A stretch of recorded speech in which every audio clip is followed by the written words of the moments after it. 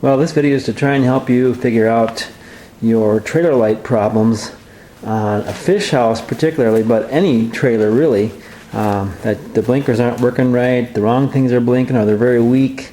Very common problem. Just say off the bat that 95% of the problems are the grounding. It has to be grounded to the trailer frame or you're not going to get the right function of your lights. Of course, a couple of simple things. You got to check your wiring and make sure that there's no cuts in the wire, especially on a fish house where you're chiseling with your ice pick. Easy to clip those wires. But if you make sure those are right and you make sure the bulbs aren't burned out, most of the time it's the grounding, which is bad on a fish house because the siding, which is metal or aluminum on a lot of them, or even vinyl, if your trailer lights sit on those, they're not grounded to the frame. Most of the siding on a fish house doesn't touch the bottom frame, so they're separated. So there is no grounding to the frame.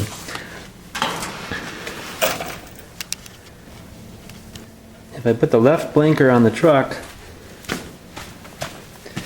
the only reason it's working right now is because I wired from this blinker down to the frame. That one's not on.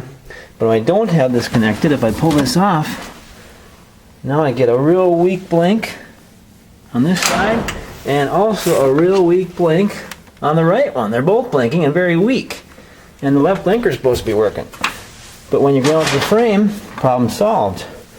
Now to actually rewire this so your fish house is grounded and the lights work properly, I'll demonstrate here. Very weak blink right here. But if I go down and I ground this to the frame, nice strong blink. And the other one's not working anymore. It's not supposed to be blinking when the left blinker's on.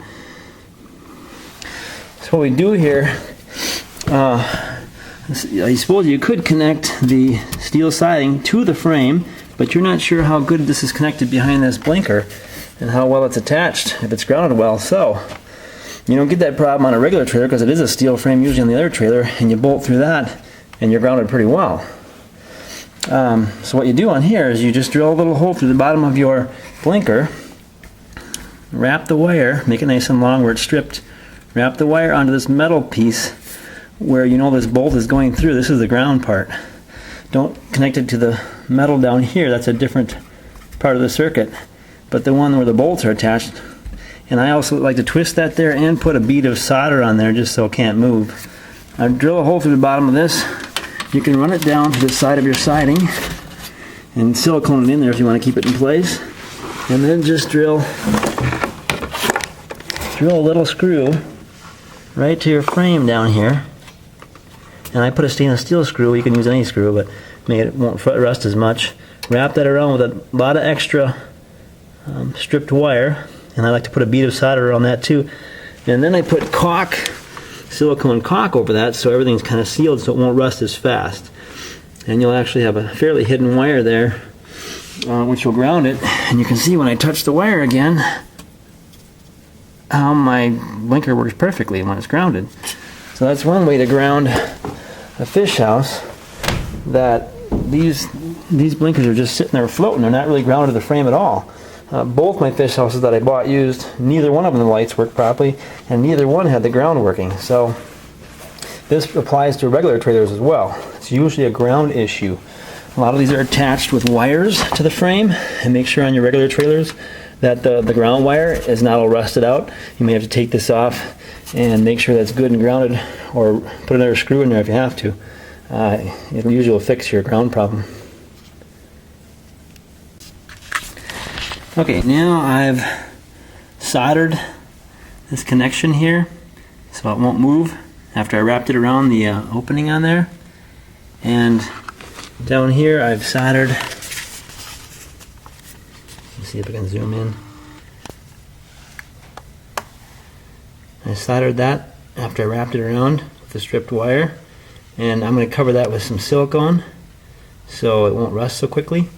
The wire running up, I've taped in there temporarily until I put the silicone around it to hold it to the side there, and I just tucked the wires in beyond the trim of the fish house. Now you've got a perfectly grounded blinker, and it should work perfectly. I'll do the same thing on the other side. I don't know how people can make these fish houses, install the blinkers and not ground them at all. The lights just don't work. So I hope this has been helpful to help you figure out how to get your blinkers working and your running lights. The running lights are the brown wire, and the green and yellow wire are your left and right blinker wires. But yeah, I hope it's been helpful. For those of you that want more detail on how to fix the trailer lights, I'm working on the right side right now. I've just finished the left. I start by using a 16 gauge automotive wire. You can get it at Walmart or wherever, automotive store. I strip about 1 inch off the end of that, and as you can see in this tail light, this is the bolt that grounds it normally to the frame, which is not grounded to anything because it's just going into the steel siding of my fish house, and down here that is not connected to the frame, so there's no ground.